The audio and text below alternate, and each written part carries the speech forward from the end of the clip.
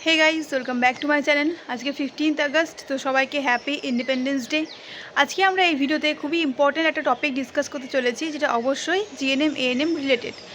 তো প্রথমেই যে জিনিসটা আমরা ডিসকাস করব সেটা হচ্ছে, অনেক স্টুডেন্টস রয়েছে তোমরা যারা 2023-এ অলরেডি এক্সাম দিয়ে জিএনএম পেয়ে গেছো, বাট তারা আবার রি এক্সাম দিয়েছে 2024-এ। ফর হোয়াট না, they want to change their course from GNM to ANM. তো বেসিক্যালি এর বিহাইন্ডের রিজনটা কি আর ডিসকাস করবো আমরা এই ভিডিওতে, যে তোমাদের 2024-এ এএনএমের জন্য মিনিমাম কত মার্কস রিকোয়ার্ড, কত মার্কস স্পেশালি জেনারেলদের জন্য যে মার্কসটা অবশ্যই লাগবে, minimum qualifying marks for for ANM. আর তাছাড়াও আমরা ডিসকাস করবো যে তোমাদের রেজাল্ট আউট কবে হতে পারে। দেখো, প্রথমেই রেজাল্ট আউট নিয়ে আমি তোমাদের বলে দিই, যেহেতু মডেল আনসার কি খুব তাড়াতাড়ি, এত তাড়াতাড়ি কোনো ইয়ারে কিন্তু আনসার কিও পাবলিশ হয়নি, আর এত তাড়াতাড়ি কোনো ইয়ারে রেজাল্টও আউট হয়নি। সব থেকে তাড়াতাড়ি কাজ হচ্ছে তোমাদের 2024-এ যারা তোমরা এক্সাম দিয়েছো এই ব্যাচটার জন্য। খুব তাড়াতাড়ি আগস্টের প্রায় 26 to 31-এর মধ্যেই, লাস্ট যে উইকটা রয়েছে আগস্টের, তোমরা সেখানেই কিন্তু তোমাদের রেজাল্ট পেয়ে যাবে। বিকজ আমরা যারা এনএমএ সেকেন্ড ইয়ার স্টুডেন্টস রয়েছি, 2022 থেকে 2024 যে ব্যাচটা রয়েছে তাদের কিন্তু এক্সাম ডেট ঘোষণা হয়ে গেছে। মানে সেপ্টেম্বরে হচ্ছে আমাদের এক্সাম, তাহলে সেই হিসেবে তোমাদেরও কিন্তু খুব তাড়াতাড়ি রেজাল্ট আউট হবে, আর খুব তাড়াতাড়ি কিন্তু তোমাদের অ্যাডমিশন প্রসিডিওরটা শুরু হয়ে যাবে। তো এখন তোমাদের হাতে যে সময়টা রয়েছে, এখন আপাতত কিছু করার মতো নেই, আগে রেজাল্ট আউট হবে তারপরেই তোমরা কিছু করতে পারবে। আরও একটা জিনিস যেটা আমি তোমাদের এই ভিডিওতে বলবো, তোমাদের অনেকেরই একটা সমস্যা হচ্ছে যে তোমরা ফর্ম ফিল আপের সময় ইডাব্লিউএস সার্টিফিকেট, মানে ইকোনমিক্যালি উইকার সেশন নিজেদেরকে দেখিয়ে ফর্ম ফিল আপ করেছো, বাট অনেকেরই সেই যে সার্টিফিকেটটা সেটা এখনও ইস্যু হয়নি। তো যাদের ক্ষেত্রে এরকম সমস্যা হয়েছে তাদের কি প্রবলেম হতে পারে নেক্সট যখন তোমাদের রেজাল্ট আউট হবে তখন। দেখো, প্রথমত তুমি ইডাব্লিউএস সার্টিফিকেট দেখিয়ে ফর্ম ফিল আপ করেছো, মানে তুমি নিজের যে ডাটা প্রোভাইড করেছো সেটা হচ্ছে তুমি কাউন্সিলকে দেখিয়েছো যে তুমি ইডাব্লিউএস এর মধ্যে পড়ো, কিন্তু সেক্ষেত্রে তোমার কোনো লিগালি প্রুফ নেই, তুমি এটা নিজেকে প্রমাণ করতে পারছো না বাই সার্টিফিকেট দ্যাট তুমি অ্যাকচুয়ালি ইডাব্লিউএস। তো সেক্ষেত্রে তোমার কিন্তু ডাটা ইনফরমেশান রং হওয়ার কারণে তোমার অ্যাডমিশন কিন্তু ক্যান্সেল হবে, এটা কিন্তু কনফার্ম একদম। যে কোনো রকমের ইনফরমেশানে, যে কোনো রকমের নিজের ইনফরমেশন সম্পর্কে তোমরা কোনো রকম যদি মিস্টেক করে থাকো, সেক্ষেত্রে কিন্তু একটাই অ্যাকশন নেওয়া হয়, সেটা হচ্ছে এক্সাম ক্যান্সেল। তুমি যে ইডাব্লিউএস সার্টিফিকেট ফর্ম ফিল আপটা করেছো, তার মানে কি তুমি ইডাব্লিউএস থেকে বিলং করো, কিন্তু সার্টিফিকেট তোমার কাছে নেই। তাহলে তোমার যে র্যাঙ্ক কার্ডটা পাবলিশ হবে, সেখানে তুমি যে র্যাঙ্কটা পাবে, ধরো অ্যাজ এ জেনারেল ক্যান্ডিডেট তুমি অ্যাডমিশন পেলে না, ঠিক আছে, তোমার নাম এলো ইডাব্লিউএসের ক্ষেত্রে, কিন্তু সেক্ষেত্রে তুমি ইডাব্লিউএস সার্টিফিকেটটাই যেখানে তুমি ভর্তি হতে যাচ্ছ, অ্যাডমিশন নিতে যাচ্ছ, সেখানে শো করতে পারলে না। তার মানে কি হচ্ছে, তুমি অ্যাকচুয়ালি সেটা নাও, বাট তুমি সেটা মানে নিজেকে লিগালি দেখাচ্ছ, but you don't have the certificate. That means information is wrong, তোমার অ্যাডমিশন কিন্তু সেক্ষেত্রে ক্যান্সেল হবে।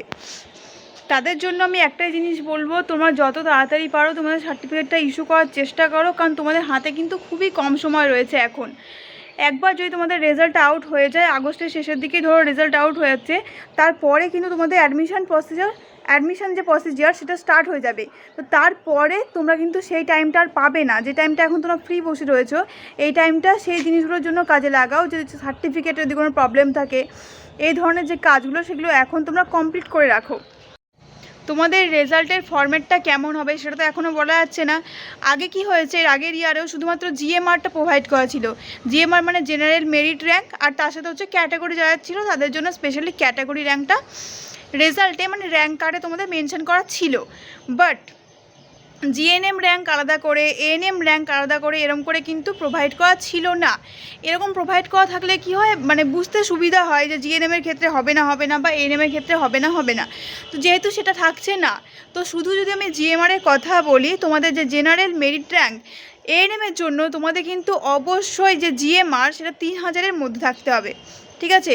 দেখো, এএনএমের সিট কিন্তু জিএনএমের থেকে অনেক কম, প্রায় হচ্ছে 3/1 হচ্ছে এএনএমের সিট। জিএনএমের যে সিট থাকে তার 3/1 হচ্ছে এএনএমের সিট।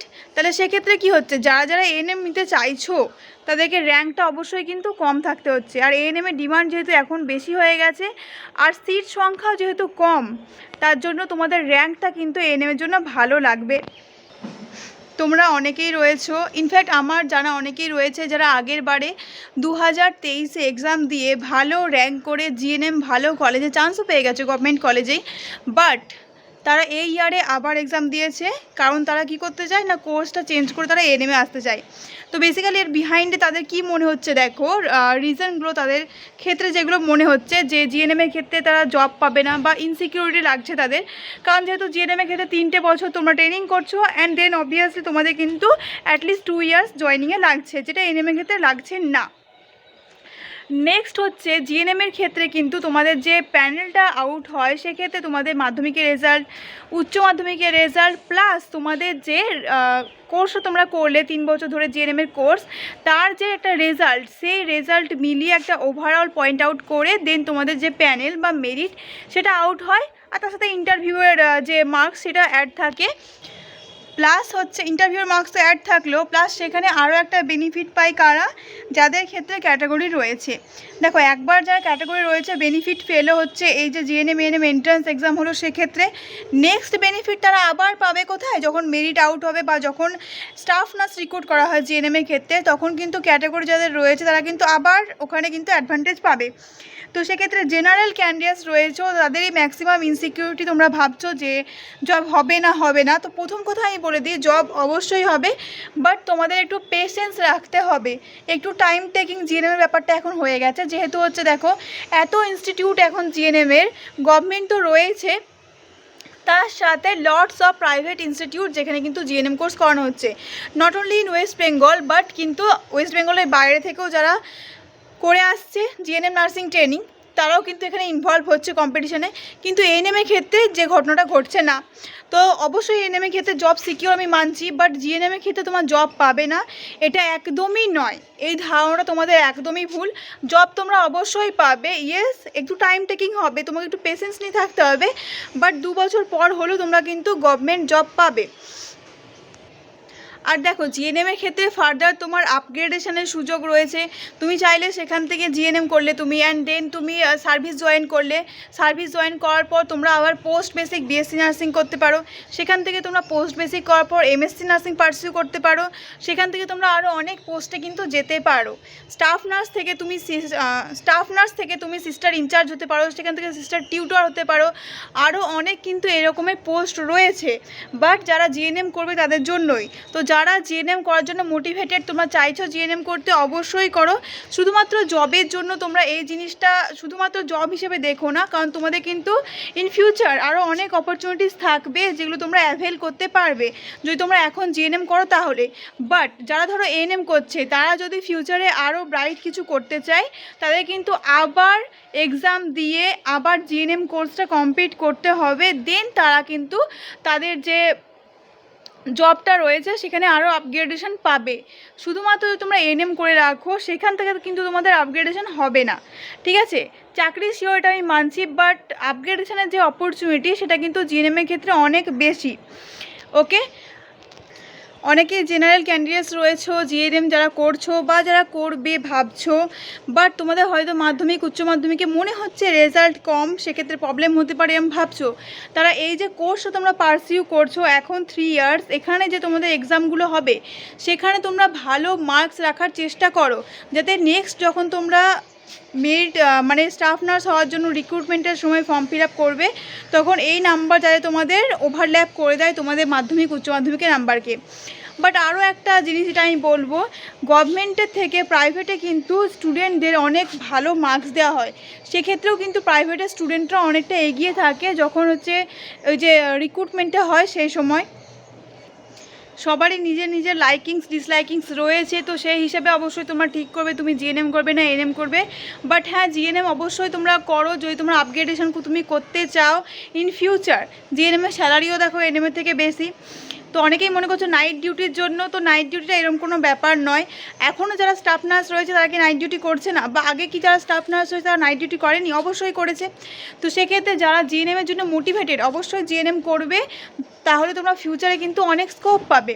আর যারা চাইছো এএনএম করতে তাদের জন্য আমি বলি, এএনএম যদি তুমি 2 বছরের জন্য করো, অবভিয়াসলি 2 বছরের পরেই তোমরা কিন্তু উইদিন 3 মান্থস বা উইদিন 4 মান্থস সিকিউর একটা জব পেয়ে যাবে, ঠিক আছে। এখন যারা হয়তো জিএনএমে জয়েন করছে, ধরো যারা জিএনএমে জয়েন করলো এইবার 2024-এ, আর 2024-এ যারা এএনএমে জয়েন করলো, তো 2026-এ এএনএম ব্যাচ কমপ্লিট হয়ে যাবে, 24-26, আর 2027-এ জিএনএম ব্যাচ কমপ্লিট হয়ে যাবে। তো 26-এ যখন 2024-26 যে ব্যাচটা, তারা যখন এএনএমটা কমপ্লিট করলো আর জিএনএমরা কমপ্লিট করবে কখন, 2027-এ। তো সেক্ষেত্রে কিন্তু এএনএমরা 2027-এর আগে কিন্তু জব পেয়ে যাবে। এই জিনিসটা কিন্তু তোমরা একদম সিকিওর থাকতে পারো। তো যারা তোমরা 2024-এ এএনএম নিতে চাইছো এএনএম নাও, যারা জিএনএম নিতে চাইছো জিএনএম নাও। জিএনএম নিলে চাকরি হবে না এই কনসেপ্টটা একদম মাথা থেকে বের করে দাও, কারণ স্টাফ নার্সের রিক্রুটমেন্ট সবসময় হবেই, ঠিক আছে। স্টাফ নার্সের রিক্রুটমেন্ট কিন্তু সবসময় হবে। এবার ডিলে হতেই পারে, 1 ইয়ার ডিলে, 2 ইয়ার ডিলে হতে পারে, বাট এমন নয় যে রিক্রুটমেন্ট হবে না বা তোমরা চাকরি পাবে না, চাকরি তোমরা অবশ্যই পাবে। আর এএনএম নিয়ে দেখো, এএনএম নিয়ে তুমি ডাইরেক্ট গভর্নমেন্টে চাকরি পেয়ে যাচ্ছ, উইদিন 3 or 4 মান্থস পেয়ে যাচ্ছ। কিন্তু জিএনএম নিলে কী হচ্ছে, তুমি যতদিন না গভর্নমেন্টে as a staff nurse join করছো, তার আগে কিন্তু তুমি প্রাইভেট ইনস্টিটিউশনে স্টাফ নার্স হিসেবে কিন্তু তুমি কাজ করতে পারো। তো সেখানেও তুমি স্যালারি পাবে। আগে তোমরা পড়ো, আগে কোর্সটা কমপ্লিট করো। এখন থেকে যদি তোমরা এইটা ভেবে নাও যে আমি পরে চাকরি পাবো না, তাহলে তো আর কেউ স্টাফ নার্সের দিকে যাবেই না, এরকম তো নয়। সবাই চাকরি পাচ্ছে, ডিলে হচ্ছে বাট চাকরি কিন্তু সবাই পাচ্ছে, ঠিক আছে। আর যদি তুমি জিএনএম করো, পরে তুমি অ্যাজ এ সিএইচও তো জয়েন করতে পারছো, কমিউনিটি হেলথ অফিসার হিসেবে। তো সেক্ষেত্রেও তোমাদের কিন্তু নাইট ডিউটি থাকছে না, বা তোমরা ডে ডিউটি করছো। আর সেখানে স্যালারিটাও কিন্তু জিএনএমের থেকে সেখানে স্যালারিটাও কিন্তু স্টাফ নার্সের থেকে কিন্তু বেশিই থাকছে। তো তোমরা যারা চাইছো যে তোমরা এএনএম করবে, জিএনএমে শুধুমাত্র তোমরা এই জন্য যেতে চাইছো না যে নাইট ডিউটির জন্য বা যে জব ডিলে হবে তার জন্য। তো তাদের জন্য আমি বলে রাখি যে যারা তোমরা এইটা ভাবছো, একদমই ভুল। তোমরা জিএনএম করলে কিন্তু ইন ফিউচার তোমরা অ্যাজ এ সিএইচও কিন্তু সাব সেন্টারে জয়েন করতে পারবে। আর সেক্ষেত্রেও তোমাদের কিন্তু অবশ্যই ডে ডিউটি থাকবে, কোনো রকমের নাইট ডিউটি থাকবে না। আর এএনএম করছো মানে তোমার কিন্তু শুধু এএনএমই থাকতে হবে। এবার ফিউচারে কবে জয়েন হবে না হবে সেইটা ভেবে কিন্তু এখন জিএনএমটা করবে না, এরকম ভুল তোমরা করো না। যেটা তোমার ইচ্ছে রয়েছে, যদি তোমার জিএনএমে ইচ্ছে থাকছে অবশ্যই জিএনএম করো, পরবর্তীকালে তুমি অনেক সুযোগ পাবে। আর যদি তুমি জিএনএম করেও রাখো, কন্ট্রাকচুয়াল সিএইচও হিসেবেও কিন্তু তুমি জয়েন করতে পারবে, ওকে। সেক্ষেত্রেও কিন্তু তোমার সাব সেন্টারেই জব হবে। তো অবশ্যই তোমাদের আমি বলবো, যার যেটা ইচ্ছা হচ্ছে, যার ফিউচারে আরও বেশি নার্সিং নিয়ে পড়ার ইচ্ছা রয়েছে, তারা অবশ্যই জিএনএমে যাও, জিএনএম করো, জব তোমরা পাবে। সবসময় পজিটিভিটি নিয়ে এগোবে। এখন থেকে যদি তোমরা ভাবো যে জব পাবে না, তাহলে ফিউচারে তোমরা আর তো এগোতে পারবে না।